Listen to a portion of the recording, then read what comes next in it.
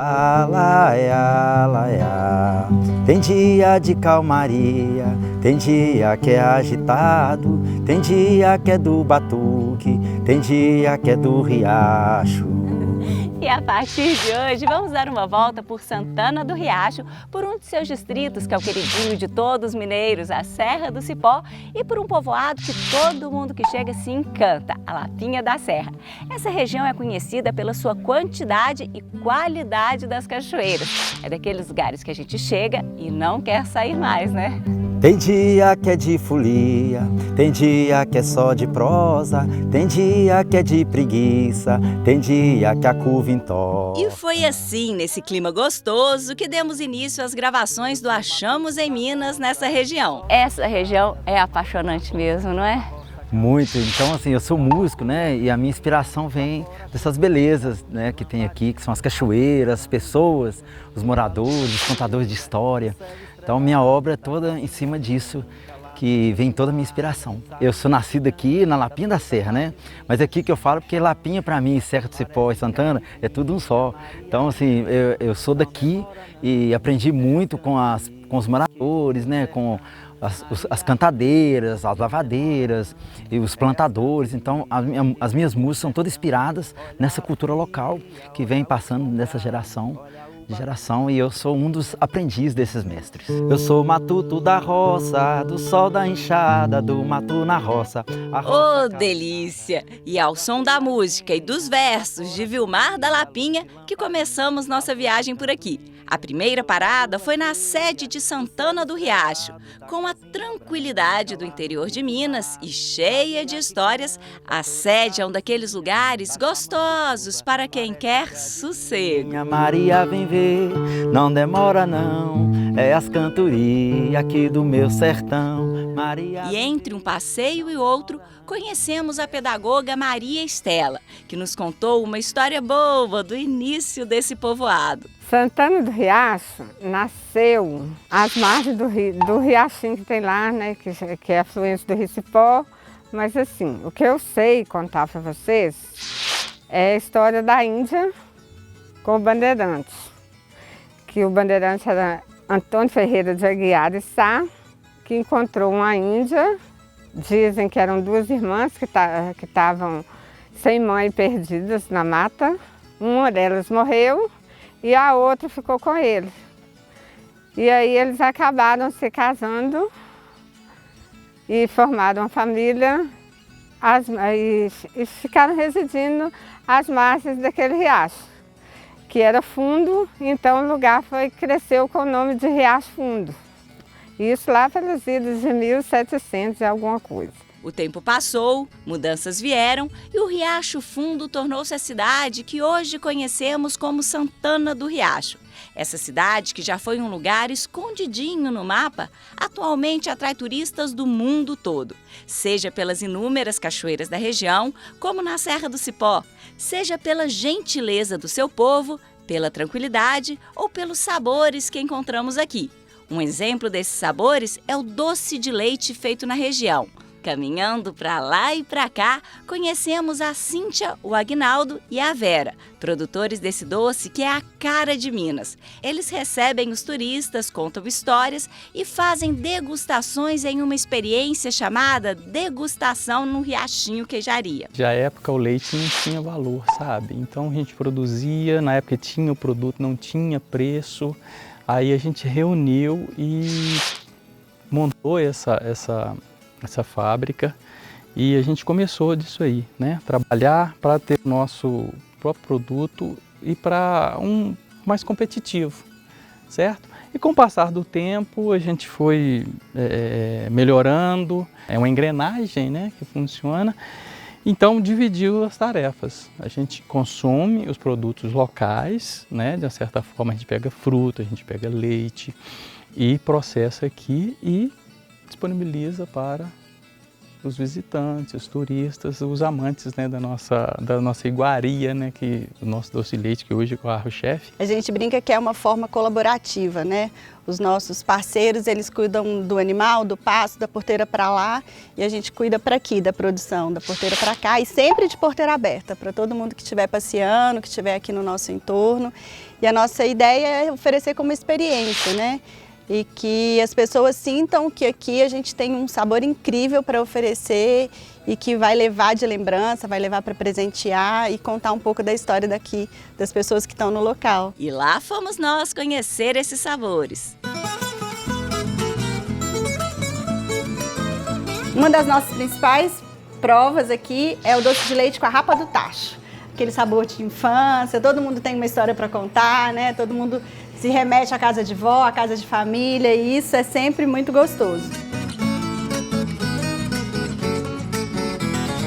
A gente lembra sempre de alguma história, né? Em Minas a gente adora se reunir para comer, conversar, contar caso e rapar aquilo que a gente fez de gostoso, né? Aquilo que foi produzido. Uma delícia também. Muito gostoso. Gostoso é pouco, é delicioso. Também tem o doce de leite tradicional, com amendoim, com coco, canela, cacau, café. É doce de leite para todo tipo de gosto. A gente sempre convida para ir passando pelos sabores e chegar nos queijos, que a gente mantém a produção do queijo Minas. E o queijo Minas a gente tem ele desde um queijo mais fresquinho, como também um queijo mais curadão, que combina, né, com um vinho, uma cerveja, um aperitivo, para finalizar um prato, para ficar raladinho, né, numa tapioca. E aí a gente oferece também essas opções para quem está aqui conhecendo a nossa vendinha. E Minas Gerais, é doce de leite, queijo, iogurte, biscoitinhos e no final até brinde com licor de doce de leite. E essa é apenas uma das muitas experiências deliciosas que a região oferece. Caminhando pela vila, bati um papo com a Renata, que me contou um pouco mais sobre essa diversidade de vivências da região. Sempre que a gente pensa na Serra do Cipó, a gente pensa em cachoeira e natureza, mas pelo que eu vi, tem muito mais o que oferecer, né? Tem sim, você viu, né? Vocês foram em uma experiência, mas tem muito mais experiência aqui na Serra do Cipó. Tem essa beleza natural mesmo, mas tem muita cultura, tem um circuito gastronômico, das experiências, tem muita coisa que a gente descobriu aqui na Serra. A gente percebeu mesmo a variedade que a gente tem das experiências turísticas, tanto gastronômicas, desses sabores, da questão do cerrado, da cultura local, do modo de vida, né? Da população tradicional.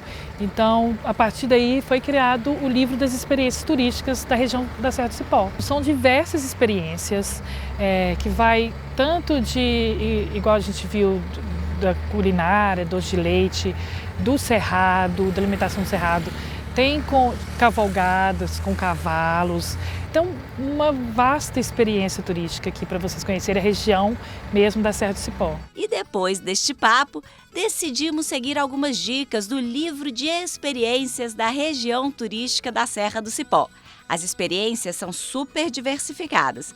Escolhemos uma e lá fomos nós. Seguimos para o meliponário do Pedro, um apaixonado por abelhas, claro. Pedro, mas de onde que veio esse interesse por esse universo das abelhas?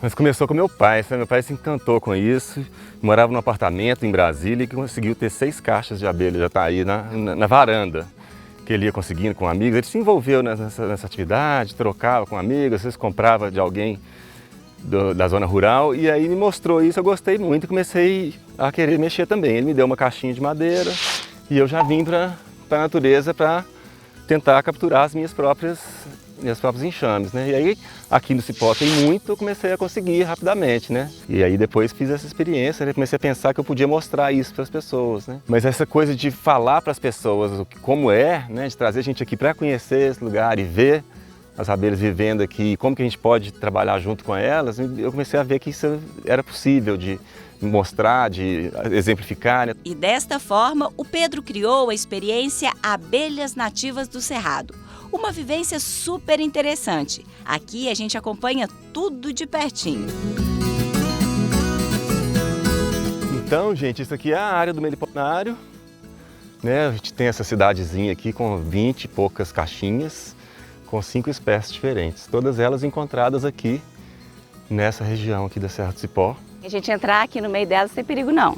Não, o nome delas é abelhas nativas sem ferrão, né? As abelhas nativas do Brasil, elas não têm ferrão, elas não picam. Não tem aquela história de ferroar, de picar, não tem. É uma coisa que não existe nesse ambiente da meliponicultura, né? Diferente da apicultura, né? A apicultura é a criação de uma abelha que veio de fora, que veio da Itália e depois da África, né? Que foi trazida pelos italianos. Ela sim é uma espécie agressiva, que tem ferrão e tudo. As abelhas do Brasil, que já existiam aí desde sempre, que os indígenas já estão acostumados com elas, já lidam com elas desde sempre, não tem ferrão, não ferroam a gente. Algumas se incomodam e aí vêm atrás da gente, enrolam no cabelo, mas picar ninguém pica. Então, assim, seguimos sem medo. Aí é isso, eu armei essa coisa meio circular para poder, né, andar em volta e curtir as abelhas. Eu venho para cá, sento no banquinho, fico vendo o movimento delas, assim, é uma delícia ver elas trazendo pólen, saindo, é uma movimentação muito intensa, principalmente nos dias quentes, né? São mais de 200 abelhas no território brasileiro. Aqui a gente tem a jataí, que é a mais conhecida, tem a mandaguari, tem a mandaçaia e a marmelada. E agora veio uma pequenininha que veio para essa caixa aqui, ó, que eu não sei ainda qual é. Eu tenho que identificá-la ainda. E cada uma delas tem suas particularidades. É um universo interessantíssimo. Eu vou abrir para vocês aqui uma caixa da mandaçaia. A mandaçaia MQA. É uma abelha linda, vocês vão ver. Elas estão trabalhando. Isso aqui são potes de mel já prontos, ó. E ali no meio é o ninho delas, protegido por esse cerume que elas fazem. Mas esse brilhinho é o mel delas, já prontinho. Ó, então eu vou tirar um pouquinho de mel. Tem várias formas de tirar mel. Uma delas, a mais tranquila, assim, menos invasiva, é você sugar um pouquinho de mel dos potes, né? Que aí você não destrói os potes, não dá trabalho para eles reconstruírem o pote, né? Então a gente, às vezes, quando o pote é grande, assim, igual da mandaçaia, a gente põe a seringa ali e vai puxando aos pouquinhos. E lá fomos nós experimentar o mel da mandaçaia. Gostoso demais, né? Nossa, e o gosto é bem diferente. Muito, é muito suave, né? Mas docinho. Docinho e suave. Realmente o mel é muito diferente e delicioso.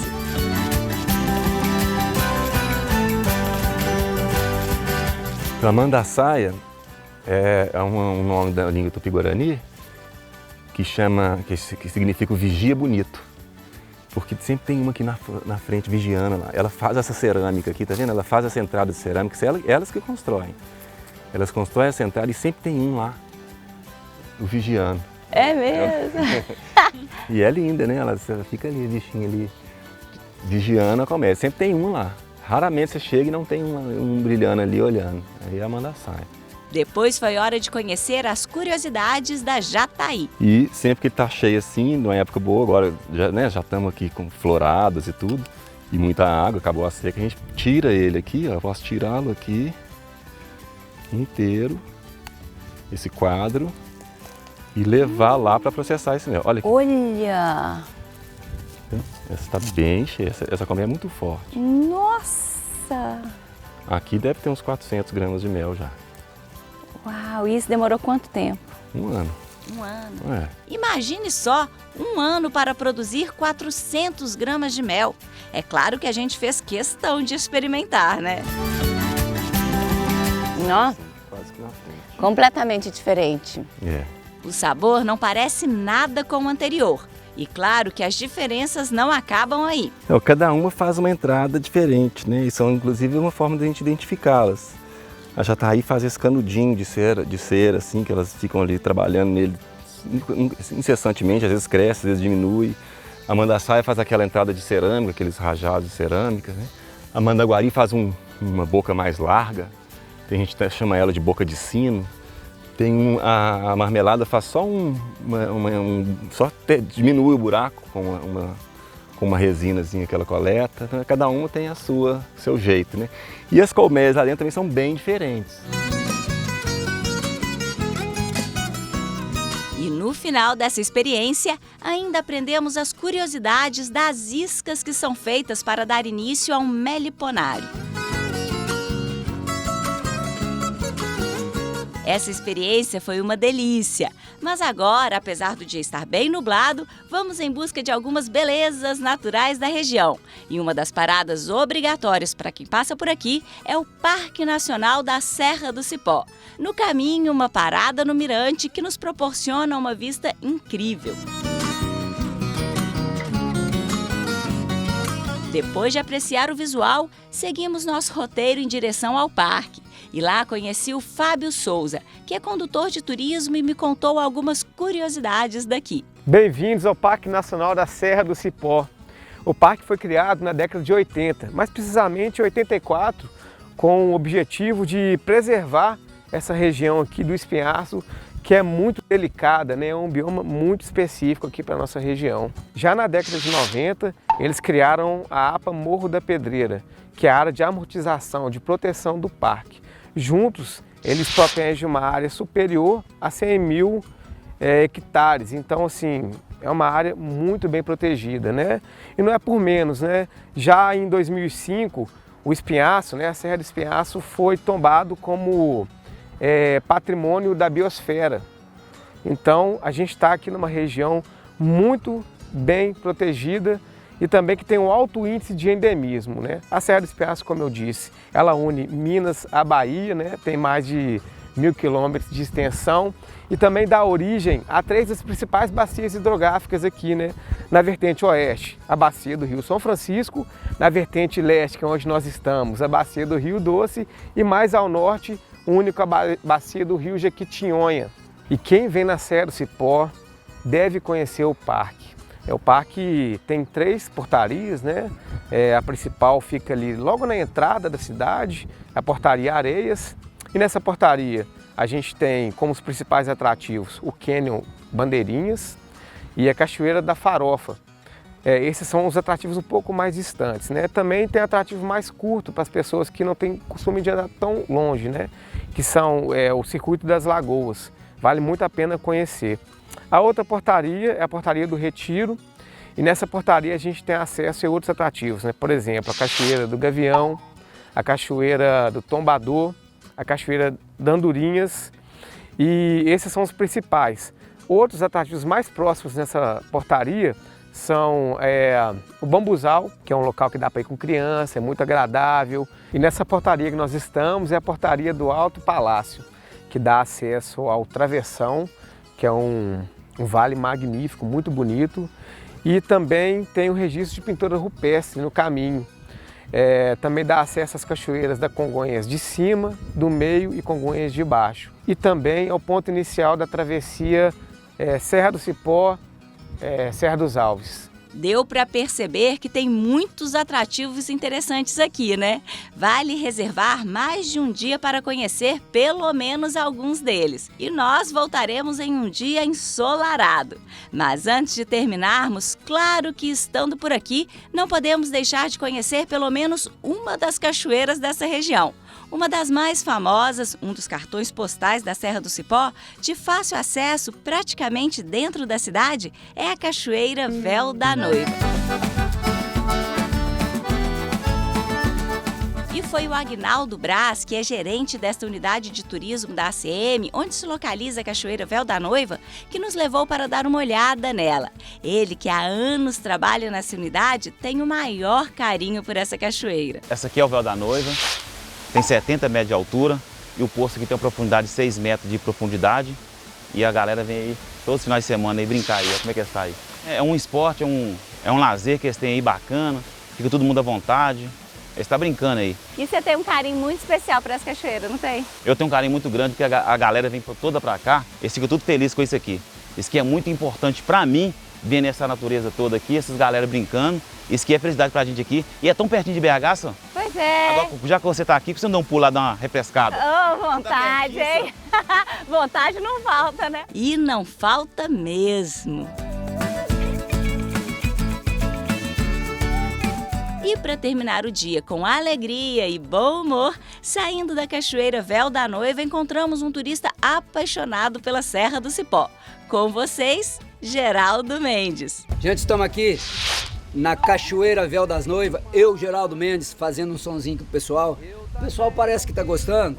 É nós na fita, Geraldo Mendes, Nova Serrana, Minas Gerais. Nosso amor pra sempre vai durar, eu sei, está escrito assim.